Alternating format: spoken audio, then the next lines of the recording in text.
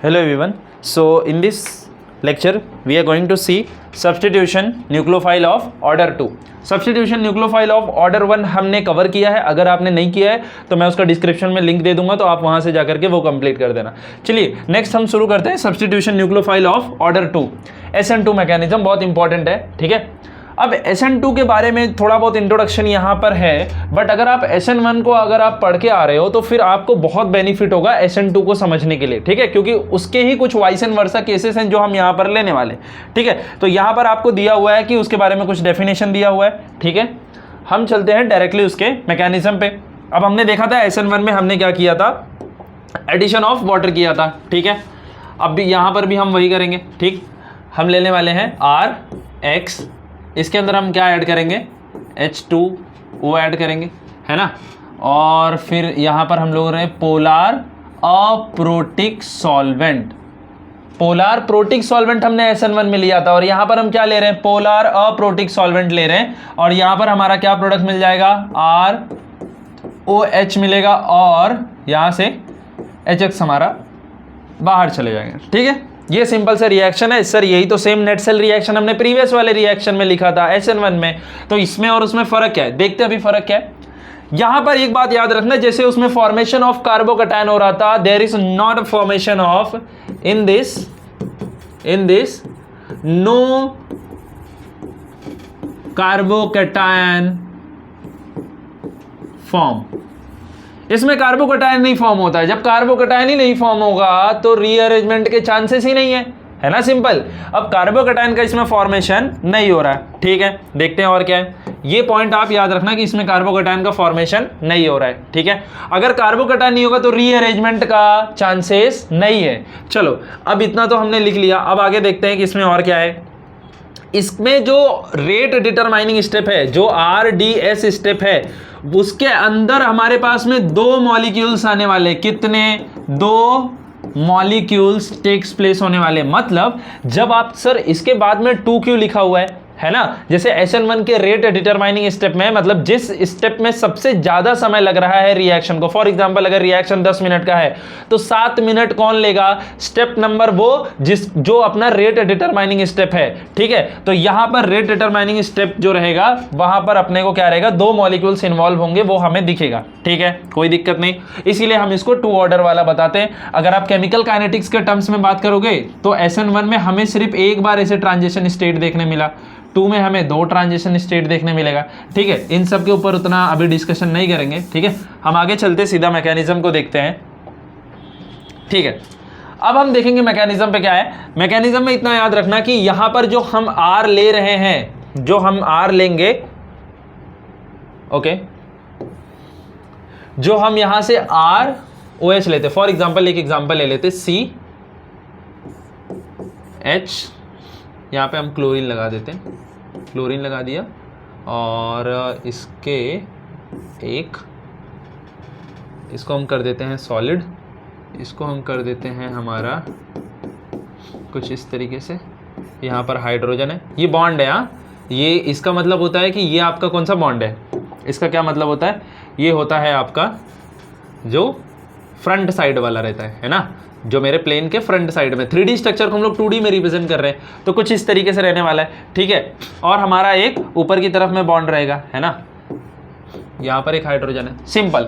अब यहां पर हमें कुछ चीजें देखनी है. मुझे क्या कराना है, OH का अटैक इसके अंदर कराना है, क्योंकि हमने क्या यूज किया है, हमारा न्यूक्लियोफाइल क्या है, सब्स्टिट्यूशन न्यूक्लियोफाइल ऑफ ऑर्डर 2. तो न्यूक्लियोफाइल हमारा यहां पे कुछ होना चाहिए, तो हमने न्यूक्लियोफाइल में ले लिया है OH-. समझ में आ रहा है क्या, OH- हमने क्या लिया है, एज एन न्यूक्लियोफाइल लिया है. ठीक है, अब न्यूक्लियोफाइल हमने ले लिया है OH-, तो OH- को अब करना पड़ेगा अटैक. उसके पहले देखोगे तो Cl यहां पर है, Cl का ये वाला बॉन्ड जो है ना, इनके ऊपर पार्शियल का पॉजिटिव और इनके ऊपर पार्शियल का नेगेटिव बना हुआ है. ये बॉन्ड टूटने वाला है. ठीक है, ये ज्यादा इलेक्ट्रॉन नेगेटिव है, खिंचाव बना हुआ है इनकी तरफ में, ये निकलना चाहता है, Cl यहां से भागना चाहता है ना, इसका इलेक्ट्रॉन लेकर के जाना चाहता है. अब OH क्या करेगा कि इसके ऊपर बॉन्ड बनाना चाहता है. समझ में आ रहा है क्या, इसी कार्बन के ऊपर. अब एक चीज याद रखना कि जब भी ये रिएक्शन होगा, अब यहां पर देखो, अब इसमें देखो क्या होगा कि कार्बन अपनी जगह पे एज इट इज रहने वाला है, और यहां पे मान लेते हैं कि Cl ने उस बॉन्ड को ब्रेक करके यहां पर कार्बोकैटायन बना दिया, बट ऐसा होता नहीं है.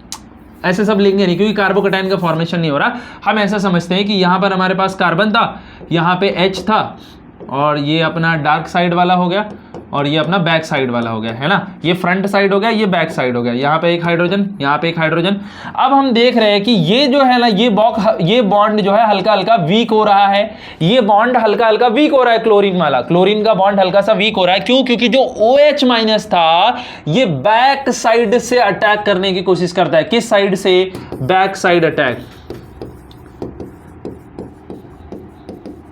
ठीक है। और जगह पे रियर साइड अटैक भी लिखा रहेगा। अब बैक साइड अटैक क्यों कर रहा है, फ्रंट साइड से क्यों नहीं कर रहा, वो हम देखेंगे। पहले बैक साइड वाली पूरी कहानी को तो समझ ले। बैक साइड से OH आया, OH माइनस, और क्या करता है, यहां पर धीरे धीरे धीरे धीरे बॉन्ड बनाने की कोशिश करता है। अब आप एक चीज समझ लेना, कार्बन यहां पर 5 बॉन्ड बना रहा है क्या सर? लेकिन ये एक ट्रांजिशन स्टेट है। किसका ट्रांजिशन स्टेट है? SN2 मैकेनिज्म का ट्रांजिशन स्टेट। यहां पे ट्रांजिशन स्टेट बन रहा है। अब आप एक चीज ध्यान देना, फ्रैक्शंस ऑफ सेकंड के अंदर ये जो क्लोरीन वाला है ये बॉन्ड वीक होगा। जैसे जैसे ये वीक होगा वैसे ही यहां से OH जो है, ये वाला ये जो OH है यहां पर वो स्ट्रांग होते जाएगा। समझ में आ रहा है क्या? तो एक समय जरूर ऐसा आएगा कि यहां से ये बाहर निकल गया और ये पूरी तरीके से इसके ऊपर अटैच हो गया। समझ में आ रहा है क्या? तो हमारा यहां पर न्यूक्लियोफिलिक का सब्स्टिट्यूशन हो गया और क्लोरीन भी यहां से बाहर निकल गया, कोई दिक्कत ही नहीं हुआ। तो ये तो बैक साइड के अटैक की कहानी थी। But what about front side attack? Front side attack में क्या होगा? फ्रंट साइड अटैक इसके अंदर पॉसिबल ही नहीं है। क्यों? वहां पर क्यों पॉसिबल था? Because of polar protic solvent. Polar protic solvent क्या कर रहे थे? फॉर एग्जांपल हमने जैसे यहां पर OH को ले लेते हैं, OH को तो यहां पर बना देते हैं। जैसे OH है तो OH को कौन घेर ले रहा था वहां पर तो थे अपने पास में PPS थे ना, polar protic solvent, polar protic solvent, ये सब वहां पर इसको सरेंडर कर ले रहे थे, अपने चारों तरफ में एकदम घेर ले रहे थे। और इसको बाहर जाने नहीं दे रहे थे। इलेक्ट्रॉन चाहिए तुझे, हाँ मैं दे रहा हूं। यहां पर सॉरी OH को नहीं, यहाँ पे अपना ये जो क्लोरीन बाहर निकलेगा इस चीज को पूरी तरीके से ये लोग घेर ले रहे थे। जब क्लोरीन को आपने घेर लिया है तो OH तो फ्रंट साइड से भी अटैक कर सकता है। अरे हाँ या ना? जब अगर क्लोरीन को आपने यहां पर पकड़ कर रख लिया है, ट्रैप्ड कर लिया है उसको, तो OH क्या करेगा? यहां पर बॉन्ड बना देगा। समझ में आ रहा है क्या? ये फ्रंट साइड अटैक हमने SN1 में देखा था, लेकिन यहां पर नहीं होगा बिकॉज हमने PPS नहीं यूज किया है। हम क्या यूज कर रहे हैं इसमें? पोलर अप्रोटिक सॉल्वेंट यूज कर रहे हैं। देखते क्या है? पोलर अप्रोटिक सॉल्वेंट यूज कर रहे हैं, पोलर अप्रोटिक सॉल्वेंट।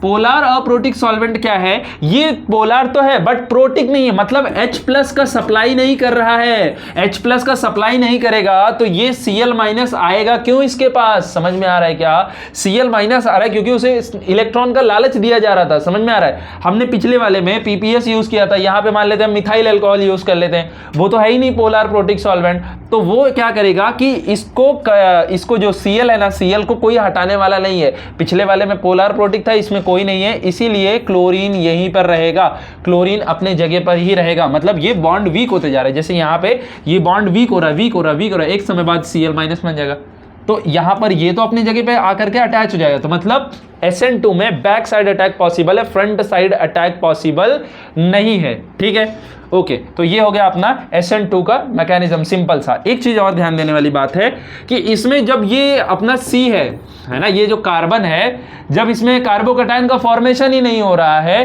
तो हम इसका कैसे स्टेबिलिटी ऑर्डर के बारे में बात करेंगे। जैसे इसमें 3 डिग्री कार्बोकैटायन तो बहुत अच्छा रहेगा, फिर 2 डिग्री वाला रहेगा, फिर 1 डिग्री वाला रहेगा। इस वाले पर्टिकुलर रिएक्शन में 1 डिग्री वाला हमें ज्यादा अच्छा रिजल्ट ला करके देगा। समझ में आ रहा है क्या? 1 डिग्री, 2 डिग्री, 3 डिग्री। SN1 के लिए 1 2 3। यहां पर स्टेरिक हिंड्रेंस की भी कहानी आ जाती है कि बैक साइड से अटैक करेगा, तो बैक साइड में अगर बहुत ज्यादा भीड़ है तो कैसे वो अंदर आ सकता है। समझ में आ रहा है क्या? तो इसीलिए बैक साइड अटैक इसके अंदर हम ऐसे वाले पे कराते हैं जहां पर उतनी भीड़ नहीं है। जैसे कि हमने 1 वाले को ले लिया, 1 डिग्री वाले को ले लिया, 2 3 वाले को लोगे तो वहां पर भीड़ ज्यादा होगा, तो वहां पर ये रिएक्शन होने के चांसेस नहीं है। ठीक है, तो आई होप ये कॉन्सेप्ट आपको समझ में आ गया रहेगा। Thank you.